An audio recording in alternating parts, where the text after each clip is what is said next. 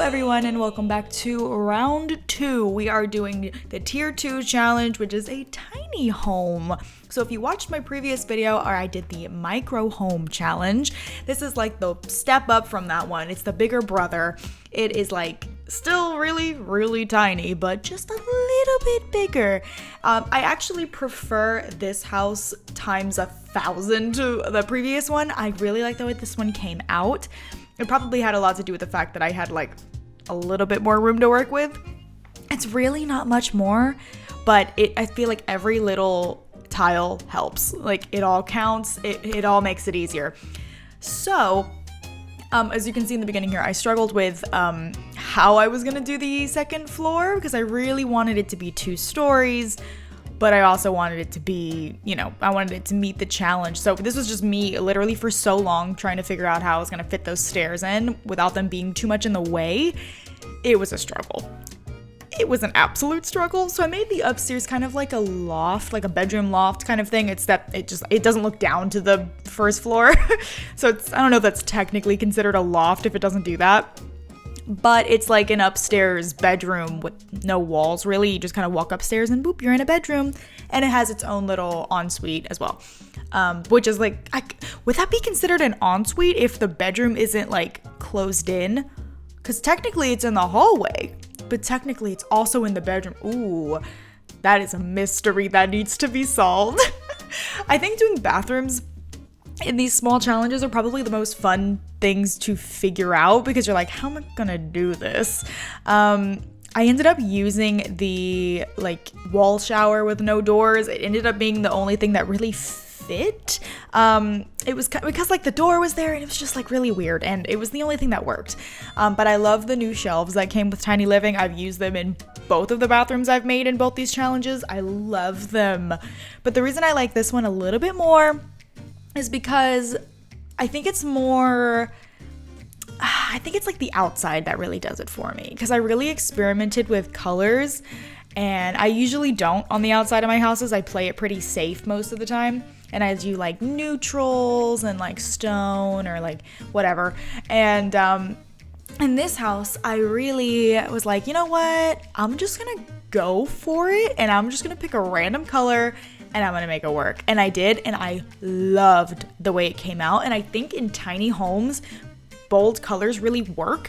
If you've ever looked up on Google like a tiny house or something like that, like the ones that people kind of live in and move around, they're on wheels and stuff, a lot of them are more bold colors and they look so cute. I don't know, I went for it. I ended up really liking it. I even tried it here. I tried to do like white and teal countertop sort of kitchen thing, and I ended up not going with that. So I guess I didn't go too bold.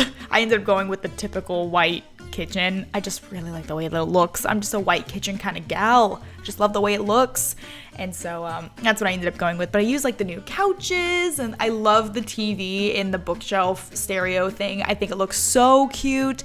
I ended up changing up the windows a little bit because I was like trying to go for this like half open window concept, but I ended up not liking it too much. And since the TV was in front of the windows here, I ended up putting like some curtains, and I don't hate the way it came out. Like I know it's blocking the windows and some people may not like that, but I don't mind it at all. I think it looks fine.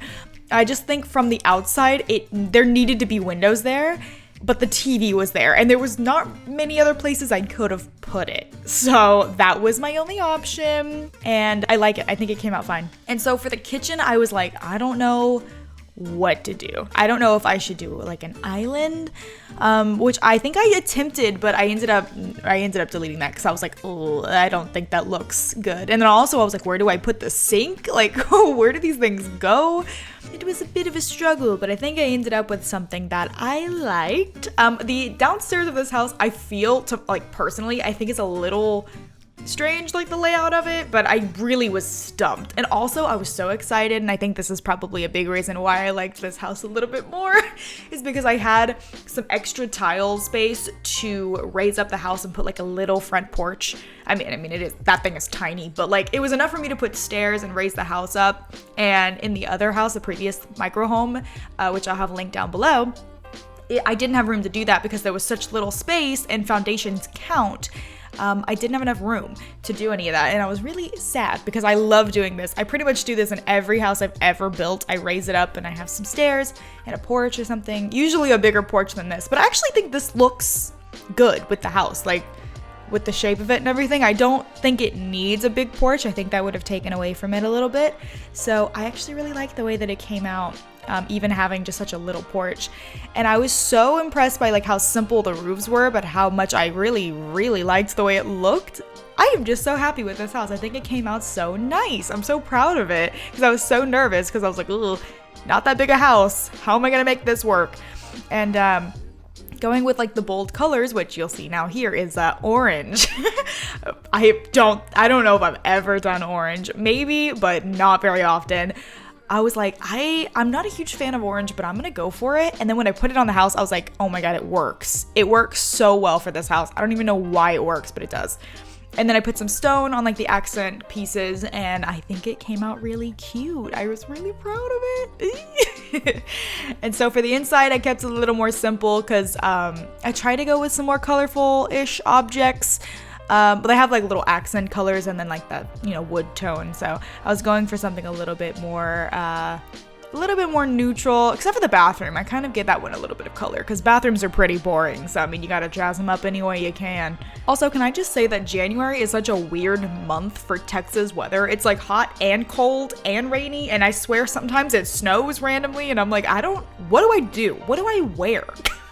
Do I stay inside? Do I turn on the AC? Do I turn on the heater? I don't know what to do. Leave a comment down below. What's the weather like for you in January where you live? Because right now, I just don't know what to do with my life. I don't know where I am. What season is this? I swear Texas seasons are just, they have a mind of their own. I don't know what to do. Like today, it's been raining all day with no end in sight, and like it's like kind of cold, and then like I don't know, it's all over the place. I'm just like, I have a headache. It's giving me a headache. That's all I'm gonna say. But anyways, moving on to the second bedroom. This is also a nice addition from the micro home. The micro home did not have a second bedroom. There was literally no room. Absolutely not. That thing was so tiny. No way, Jose, was that gonna happen. And I was like, oh, these little end tables are so cute. I literally don't even know where those came from. I'm not gonna lie to you, I have no idea. But I love the little candles and stuff that this pack came with. I love anything with candles. I'm just jazzed about. It's so cute. So this room, I kind of was like, maybe this is a bit of a younger person, maybe like teenager-ish. I ended up putting like a little bulletin board thing in here. So that's kind of what I had in mind. It's a very small room. It's a very weird shaped room as well. But the objects from Tiny Living actually came in handy. The little dresser and stuff, I thought it wouldn't fit, but it's pretty small. So I was like, oh, nice. Added some curtains, a mirror. I didn't do too much in this room. I kept it pretty simple because obviously you need your Sims to be able to walk around and actually have the room be functional. So I put this bulletin board like above the bed so it wasn't in the way of the door. And I think that's about it, y'all. So the last thing I did was just kind of go around the house and add like little things here and there, little paintings or curtains. So I added some curtains upstairs in the loft/bedroom room. I don't even know what to call it. Added some curtains in like in the bathroom and in the hallway. Just to kind of give it a little something. I don't know. I feel like it was a little too boring. I really didn't know what else to do in this upstairs bedroom, y'all. I did not know. I put a dresser. I think I put a plant, and I called it a day because I was like, I really don't know what else to do up here. There's not a lot of room, and I want the house to be functional. So I didn't really pack it full of stuff. I know a lot of people like clutter, but in a tiny home like this, I don't know if clutter is your friend. If you want the house to be functional, clutter is cute, but is it functional? That's the question. So the last thing I did was add in some like landscaping as best as I could. I felt like the house just needed something on the outside, and I love those trees, like the yellow like I don't know if they're flowers or leaves in them, but I just love that tree. It's my favorite tree in the whole game. So anyways, I hope you guys enjoyed this build. It is up on the gallery if you would like to download it. Please enjoy the screenshots, and I will speak to you all very, very soon. Bye-bye!